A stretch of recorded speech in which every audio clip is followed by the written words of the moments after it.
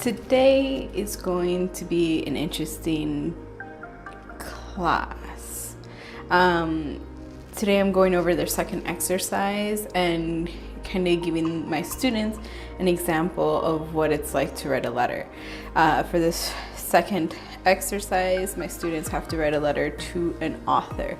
I left it kind of vague for them to choose, but I let them pick any of the authors that we have read so far. So right now it would be any of the 3 articles that I gave them at the beginning of the semester, or the authors of the classic fairy tales, or even an author who rewrote or reinvented a classic fairy tale. And I'm interested to see how that goes. My students are also going to be turning in their first exercise, which was a summary and analysis, about 2 to 3 pages. And I told them to use one of the previous articles of the 3 different fairy tale of talking about 3 fairy tales, and have them tie it to one of the 4 versions of the classic fairy of Little Red Riding Hood that they read. My intention with today's class is giving them a free right to write a letter to themselves in the future. And some of the questions I'm thinking of asking are like, what are your thoughts on fairy tales now? What were your thoughts on fairy tales before? Because I want them to see how their thoughts on fairy tales have changed by the end of the semester, and give them a chance to just talk to their future selves. It will also give me a chance to take role and let people trickle in. Then the rest of the class will be going over the format and writing letters, the formal versus informal, and I'm going to try to talk about the ethos, pathos, and logos, so that way they can try to apply it to their letter also. I do have some sample letters I had to scan from previous versions of published essays, such as like Wings and New Voices. I had to find a lot of different versions, but I found a couple. And I also found one really good essay that is a letter to an author. I think the letter was to Amy Tan, and I want my students to use that as a sample. And depending on how much time I have left, I'm gonna try to give them a chance to brainstorm their letter in class. Try to jot down some ideas. We can do it as a class or in groups. I'm going to give my students the option to figure that out, to see if they want to work in groups or as a class, just because it will be easier for them to take this home and apply it to their own author. So I can't wait to see how that goes. I am excited to see what they write to themselves. I'm also going to give my students the option to, if they want me to read it, to just let me read it. If they don't want me to read their letter to themselves, they're just going to stick it in an envelope, and I actually have to go get some envelopes right now. But I'm excited for that. Let's see how it goes. Be back in a moment for you, but I'll just be back. I just taught my class and went over writing letters. I kind of had my students start off the class by writing the letter to themselves, and I went to go pick up a bunch of envelopes and letterheads or blank sheets of paper to make it more professional. So, for example, this one right here, it just has the letterhead right here, and the bottom has the contact information for the English department, which is really good. I know it kind of helps the students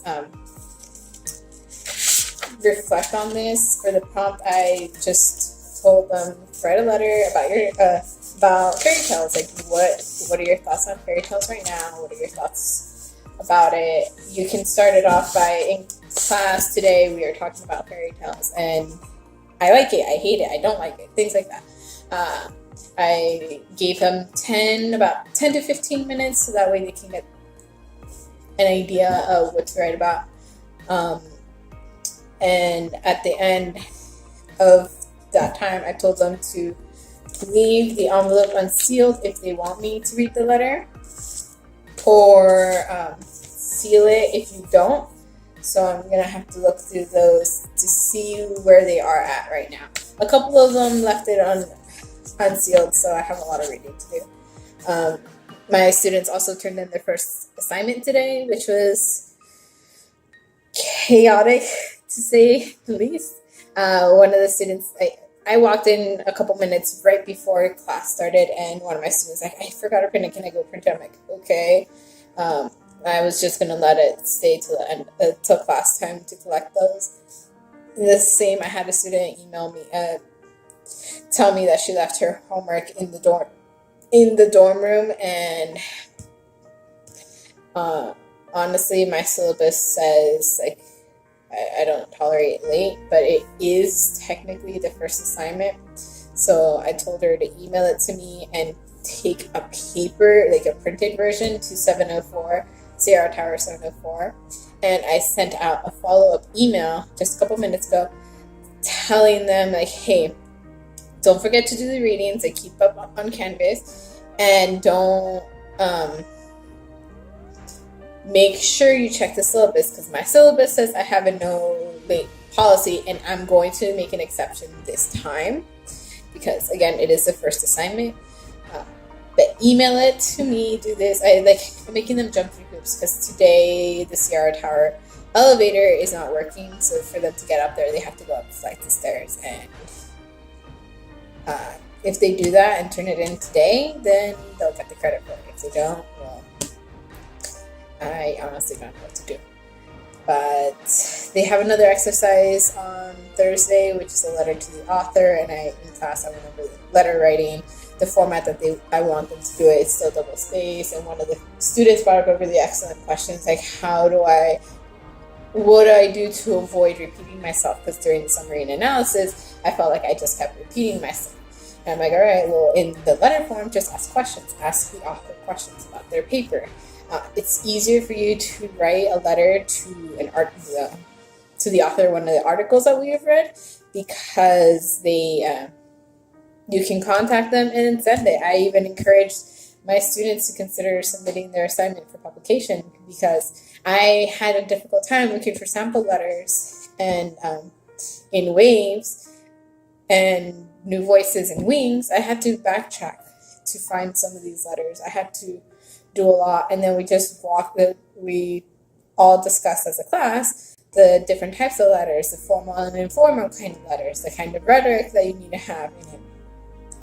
And how do you use rhetoric in this class? And we pulled up one of the articles that we've read, and I'm like, all right, let's look at this article. You all have encountered this article at least once because your in-class essay was on this article. What are some of them, like, what is ethos? What is pathos? What is logos? And where is there an example of ethos, pathos, and logos? And they seem to be doing really great. That's basically what happened in class today. I did emphasize how I really emphasize letter writing. I even asked them, like, have you ever written a letter before? And most of them, like, does an email count? I'm like, no, it doesn't, but I can see how it can. Like, have you never written a letter in elementary school? Because in elementary school, we used to write letters. I have to mentally prepare myself to go read these summary and analysis, because just quickly glimpsing through the essays during the free write, I can see that the formatting is going to be an issue. But I'm excited to see what's going to happen next. Maybe my next vlog might be the grading process. I don't know. Until next time, teacher log 5 over.